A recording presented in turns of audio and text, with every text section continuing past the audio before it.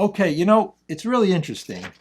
The reason, I started to realize the reason we do what we do in life and is because we want to be happy, right? People are always pursuing happiness. That's what it's all about. So today at the meeting, we're going to figure that out. But one thing I realize is you can't try to be happy. It just is. When you try to search for it, like reading all types of books and trying to figure this out and well, I'm going to be happy now. You can't. But we have a way through these steps called letting go, letting God, higher consciousness come in. But anyway, so in order to start the meeting, I figured the topic would be joy of living, right? Why not? Why not be happy today? Again, that's why we're here. So anyway, in Bill's story, after Bill goes through the steps, what does Bill say? Bill says, this is it, the joy of living we really have even under pressure and difficulty. So again, I always say it's a simple program, a simple understanding. Right here, right now, you could have that joy of living even under the pressure and difficulty. And what do these steps teach us? Step 1 says I'm powerless, right? But this whole consciousness comes in when we start to realize it's not all about us. They say it's not about the things seen.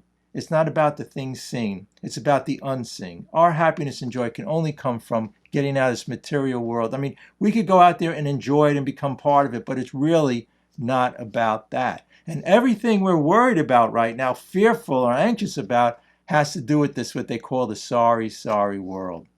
Hey, look, we came from dust. We're going to dust. To carry these things around on our shoulders like we're the center of the universe is totally crazy. That's where step 2 comes in. Step 2 said we had to be restored to sanity. The real sanity, the happiness and the joy and bliss is inside of us. It's always been here. It always is. And this is where the spirituality comes in, this higher consciousness. Again, this is something that people for ages, billions of people today are religious and spiritual.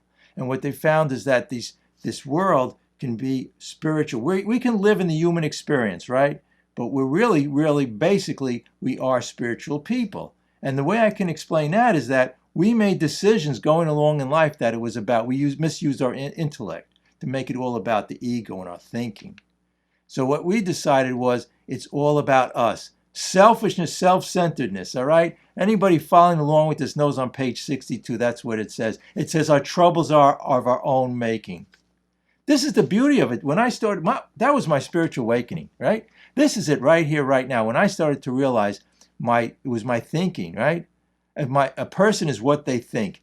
And also, I love this quote from Shakespeare. It says, nothing is either good or bad, but thinking makes it so. It's our perception in life. And you always hear, when you hear that story called about the new pair of glasses, right?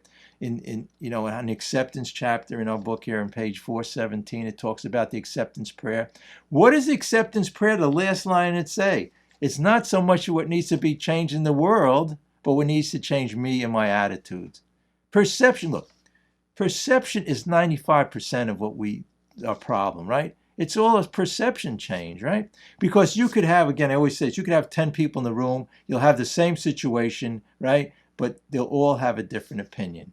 But we made a decision. That's why in step 1 said we're powerless, right? The mind that brought me here can't figure it out. These emotions and feelings and all of these things that come into my life really are something I should just really observe. If I'm fearful now, if I'm thinking of depressed about a lost love or, the past or planning the past, they always say, and regretting the future, it's all false. That's the beauty of understanding the truth will set you free. And even in here in our book, in the Doctor's Opinion, he says, knowing the true from the false.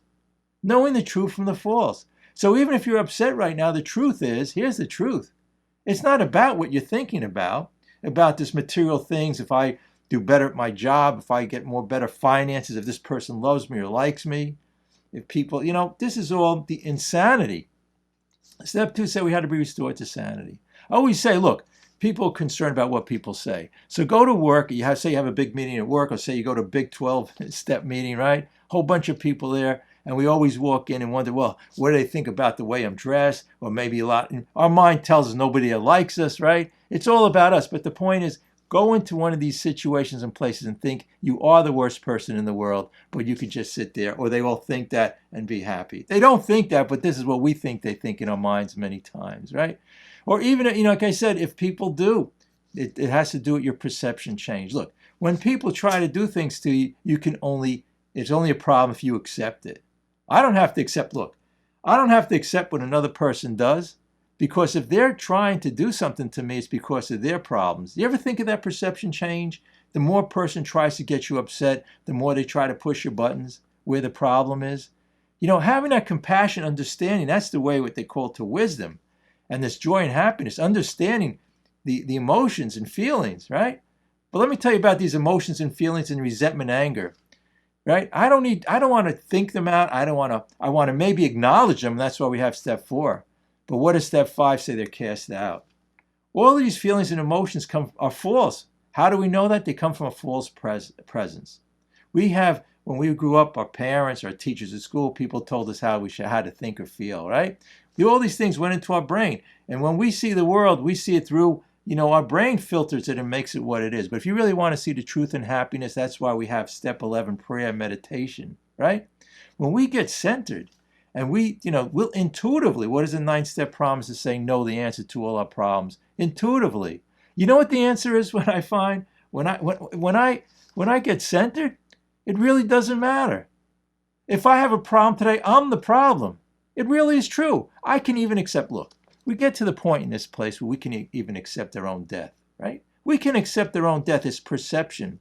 Some people say in some philosophies we go to the party starts after this and starts up there. Or we'll meet our loved ones when we go up there, right? The same with the things around us that happen.